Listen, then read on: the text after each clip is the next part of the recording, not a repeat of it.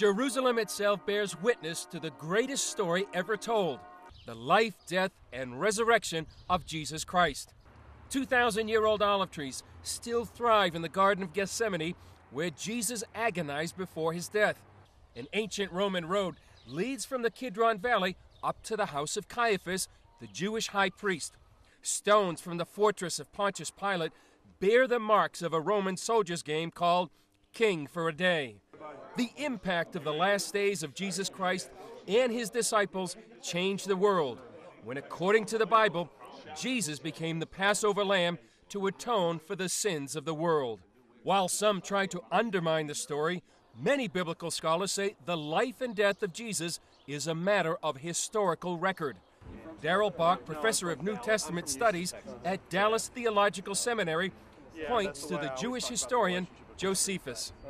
Josephus, in the book called Antiquities, this is book 18, sections 61 to 64, describes briefly the life of Jesus. Now, some of what he says is disputed as to whether it goes back to him, but the part that isn't disputed is that Jesus was crucified by Pontius Pilate, and then it was the Jewish leadership that was responsible for bringing him to crucifixion. And those are the base facts that correlate very nicely with the biblical story. The biblical story runs through this road called the Via Dolorosa, or as it's known in English, the Way of the Cross. It marks the path where Pontius Pilate sent Jesus to be crucified at Golgotha, the site of the crucifixion. But in addition to Pontius Pilate, there's archaeological evidence of other people involved in the Passion of Jesus, like Simon of Cyrene, who carried the cross of Jesus. Claire Fawn is an expert in early Christianity.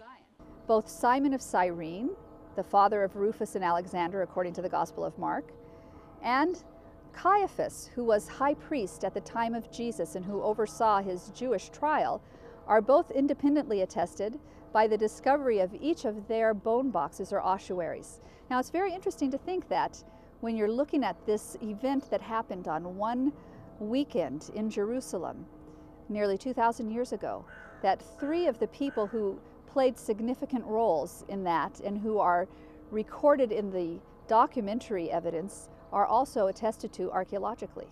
Beyond archaeology, Father Jerry Murphy O'Connor, who studied the Apostle Paul and the early apostles, believes those closest to Jesus, most who died for the faith, would not have given their lives for a lie.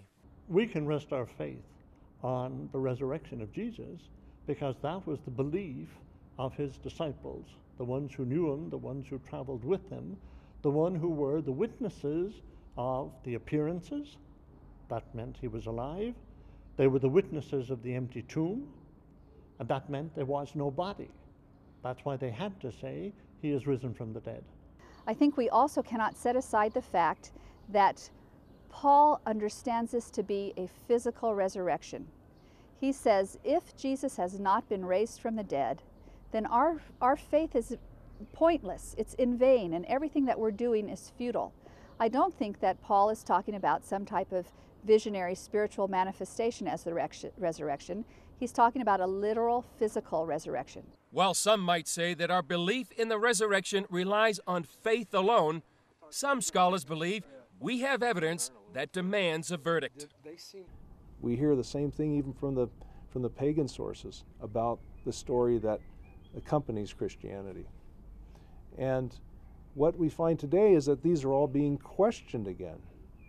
But it's great to have things like the ossuary of Caiaphas and of Simon of Cyrene to bear witness to the fact that these stories are not just fabrications, but they really are based upon historical truth.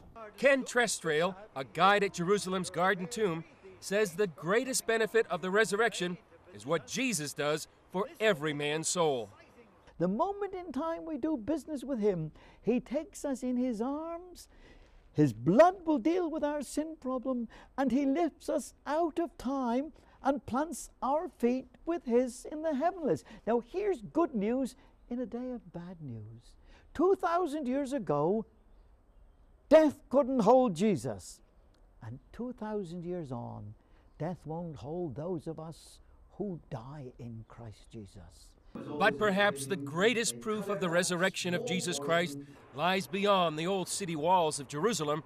It's the testimony of more than 1 billion Christians from every tongue and tribe who testify their lives have been forever changed by the resurrected Jesus. Chris Mitchell, CBN News, Jerusalem.